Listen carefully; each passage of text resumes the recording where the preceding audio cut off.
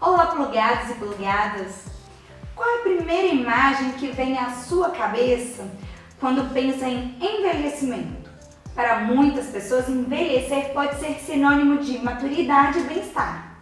É uma fase da vida que é cheia de desafios em que o cuidado com o corpo e com a mente contribuem para a longevidade. Nesse plugado, vamos conversar com o psicólogo André Ramalho sobre um tema pouco falado, mas que é importante estarmos atentos: a saúde mental dos nossos queridos idosos.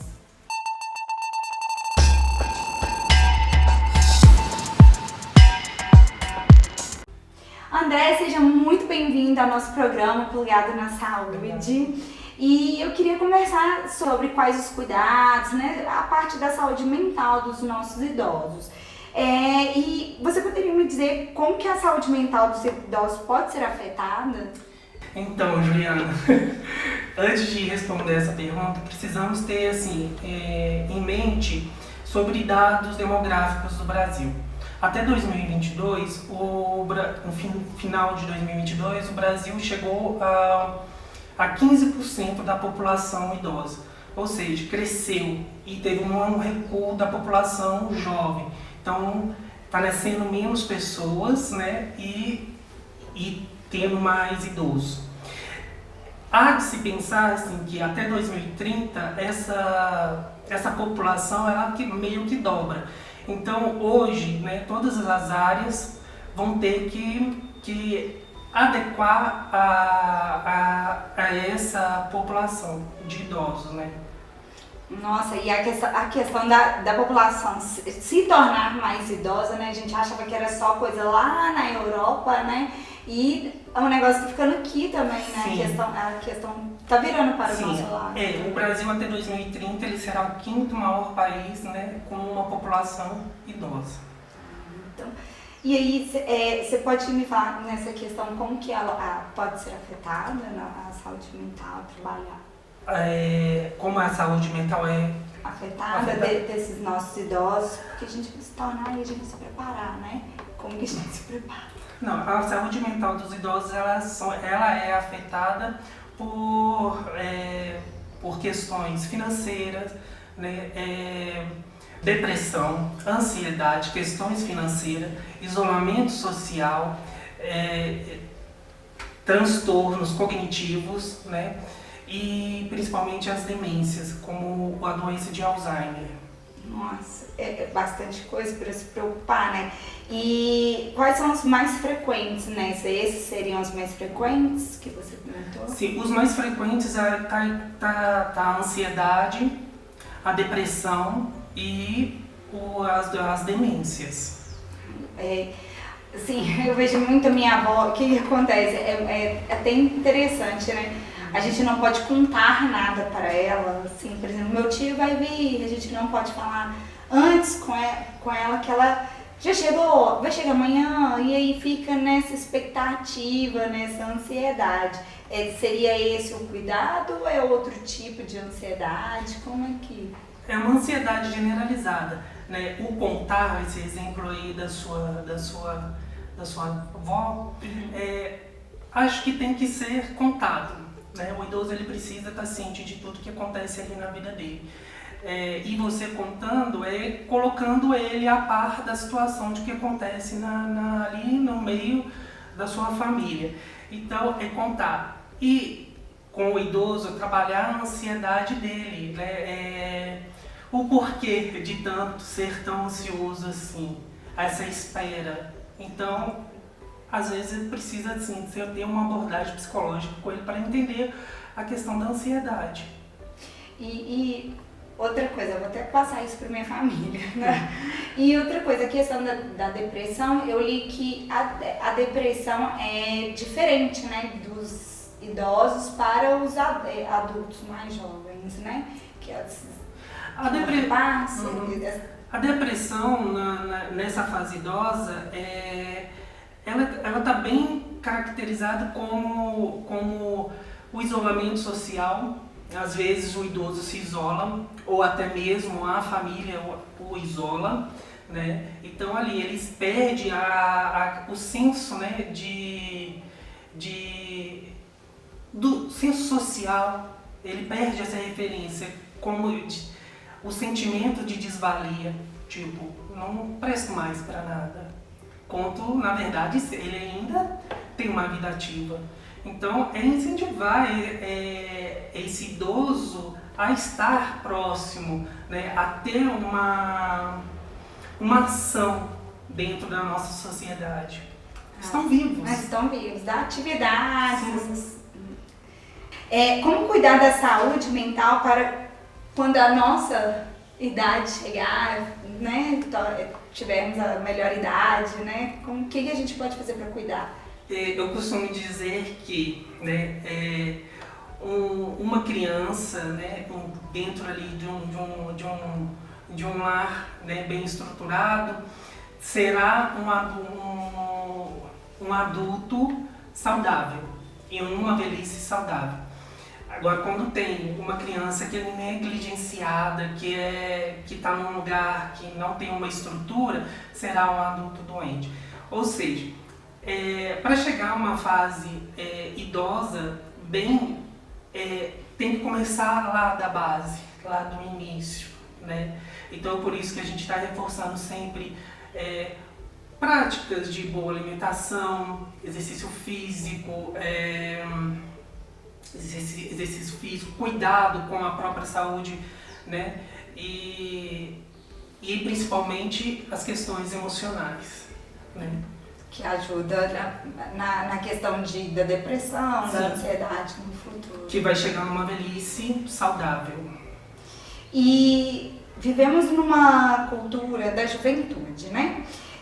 Ser idoso pode ser percebido de forma contrária. Como é que a gente pode... E como esse estereótipo afeta a autoestima dos mais velhos? Hoje nós estamos numa cultura, né, do culto ao corpo, à beleza, de ser eternamente jovem. Só como eu mencionei, a vida, a dimensão humana é passar por fases, né? Que é a fase da infância, né? Aí vem a adolescência, o adulto, fase adulta, e a fase, né, da velhice.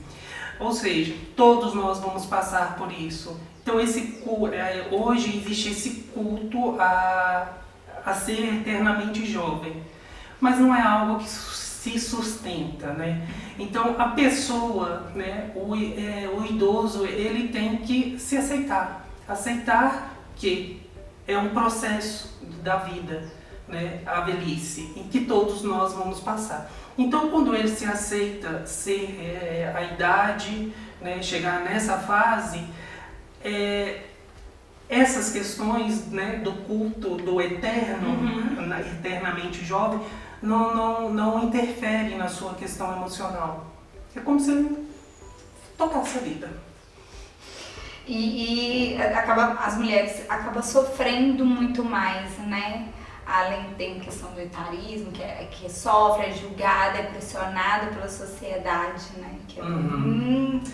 Etarismo, né? Hoje é a modinha de falar sobre isso, né? A mulher realmente ela é bem mais julgada, mas até mesmo pelas outras mulheres, né? Mas envelhecer é saudável, né? Envelhecer faz parte. Então, quando eu me aceito, né? Eu sigo, eu não dou importância ao que está acontecendo à minha volta. Nada contra as pessoas que querem se manterem jovem, né? Mas é ter em mente que todos nós vamos envelhecer. Manter a juventude aqui, né? Sim. Podemos ser um idoso com uma mente jovem, né?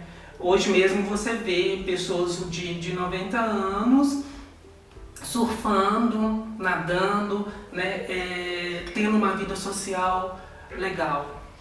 Que é bacana, né? Assim que vamos chegar, né? Sim, é o que eu desejo, né? É o que todos querem, né? Que você tenha uma velhice saudável. Por que o diálogo e a escuta são essenciais para que cada um expresse suas vontades, necessidades, né? Para idade?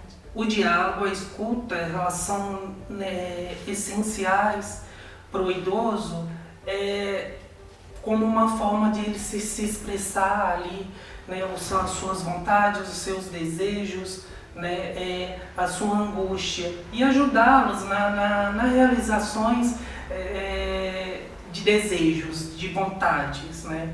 Então a gente ali na psicologia está ali para isso, para escutar esse idoso que vem com esses anseios, essas angústias. E é bom deixar ele contar a história, puxar, né? Contar as histórias do passado, que eles são, né, uma bagagem, né? Sim. É Os orientais, eles têm uma questão assim, muito legal com o idoso. Eles são o saber, né? O idoso, as pessoas mais jovens consultam os idosos em algumas culturas, né? Para a questão do saber, eles é que têm o saber, né? Para nós aqui mais ocidentais, não. É como se fosse algo ultrapassado, deixado de lado. Mas o idoso, ele é importante na nossa vida, porque foram eles que abriram caminhos para eu estar aqui, você estar aqui. Verdade. Então, a gente tem que estar valorizando essas pessoas, né? Elas são importantes, enquanto elas estão aqui conosco, elas são importantes, ela faz parte da nossa formação, né? São eles, né, que construíram o que hoje a gente tá usufruindo. Verdade. E para finalizar, como que podemos ajudar os idosos a manter uma saúde mental positiva? Como trabalhar com isso? Apoio emocional, promoção de atividades, né, físicas, inserir esse idoso à sociedade, né, participação dele ativa na nossa sociedade, né, meios de que ofertar meios que eles consigam ter acesso à saúde, e respeito, né? Respeito pela idade, pelo envelhecimento. Muito obrigada, tá? Eu te agradeço por ter participado aí do nosso programa Plugado na Saúde. A gente vai se encerrando por aqui. E eu gostaria de agradecer a vocês por terem ficado até o final no programa com a gente. Curta, compartilhe e lembre-se, como o André falou, todos nós vamos chegar à idade, a melhor idade. E vamos nos cuidar, né, para chegar na melhor idade com bastante saúde. Muito obrigada e um forte abraço.